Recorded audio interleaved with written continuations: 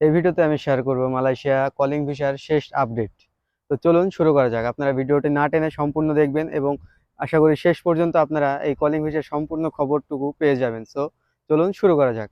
সম্প্রতিকালে Malaysia সরকার ঘোষণা করেছে, 2025 সালের শেষ দিকে এসে ঘোষণা করেছে যে মালয়েশিয়াতে আবারও প্রবাসী কর্মীর চাহিদা বেড়েছে এবং তারা প্রতিটা কোম্পানি প্রতিটা সেক্টর থেকে ডিমান্ড আসতেছে যে মালয়েশিয়াতে শ্রমিক লাগবে, তাদের ওয়ার্কার কমাই গেছে বা তাদের ওয়ার্কার আবারও প্রয়োজন। এই সূত্রপাতেই মালয়েশিয়া সরকার 25 সালের শেষের দিকে ঘোষণা করেছে যে তারা আবারও মালয়েশিয়াতে কর্মী নিবে এবং সম্প্রতিকালে তারা মালয়েশিয়াতে কলিং ভিসা আবারও চালু করেছে। হ্যাঁ, এটা সত্যি যে তারা মালয়েশিয়া সরকার আবারও কলিং ভিসা চালু করেছে বিভিন্ন দেশ থেকে লোক আনার জন্য। কিন্তু এই জায়গাতে আগেরবারের মতো যে সিন্ডিকেটগুলো হয়েছিল ওই সিন্ডিকেটগুলো যাতে না হয়, তারা মালয়েশিয়া সরকার থেকে উদ্যোগ নেওয়া হয়েছে।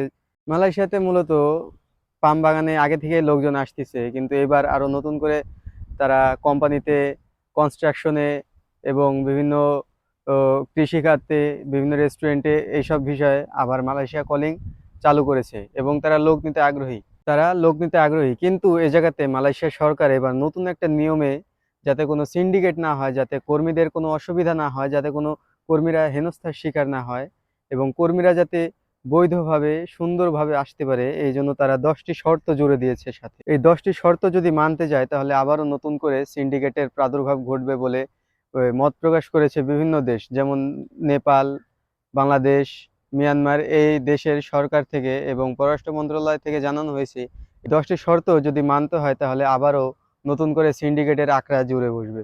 আগে থেকে সিন্ডিকেট আছে, এটা সবাই মানে, এটা আমরাও মানি, আগে থেকেও সিন্ডিকেট আছে। এই সিন্ডিকেট দূর করার জন্য কিন্তু মালয়েশিয়া সরকার 10টি উদ্যোগ নিয়েছে, 10টি শর্ত দিয়েছে। কিন্তু বিভিন্ন দেশের স্বরাষ্ট্র মন্ত্রণালয় থেকে জানানো হচ্ছে যে 10টি শর্ত যদি আমরা মানতে যাই তাহলে আবারও নতুন করে এই সিন্ডিকেটের প্রাদুর্ভাব ঘটবে বা সৃষ্টি হবে।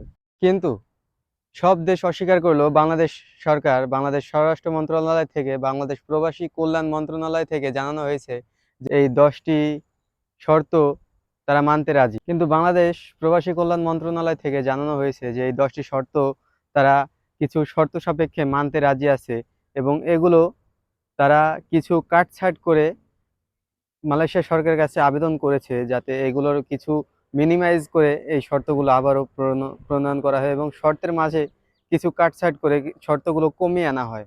আসলে যে শর্তগুলো দিয়েছে এই শর্তগুলো যদি মানতে হয়, যেমন ধরেন 10,000 স্কোয়ার ফিটের একটা জায়গা লাগবে, একটা কেন্দ্র লাগবে, ওখানে 2-3 বছর যাবত ট্রেনিং এর একটা ব্যবস্থা থাকা লাগবে। আসলে বিভিন্ন এজেন্সিগুলো এগুলো ব্যয়বহুল আকারে পড়ে যায়, তাই বিভিন্ন এজেন্সিগুলো এগুলো মানতে নারাজ।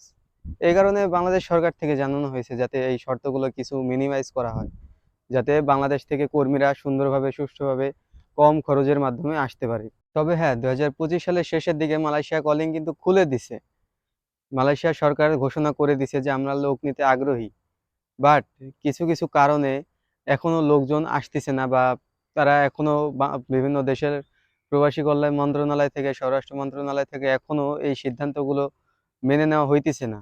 এদিকে আমরা সম্প্রতিকালে 2025 সালের নভেম্বরের দিকে দেখলাম, গত সপ্তাহে দেখেছি যে এই 18,000 বাংলাদেশের 18,000 শ্রমিক ভিসাকালীন ইস্যুতে এবং হঠাৎ করে বন্ধ হয়ে যাওয়ার কারণে তারা যে আটকে পড়েছিল তাদের মধ্যে 7 জন কিন্তু কনফার্ম চলে এসেছে।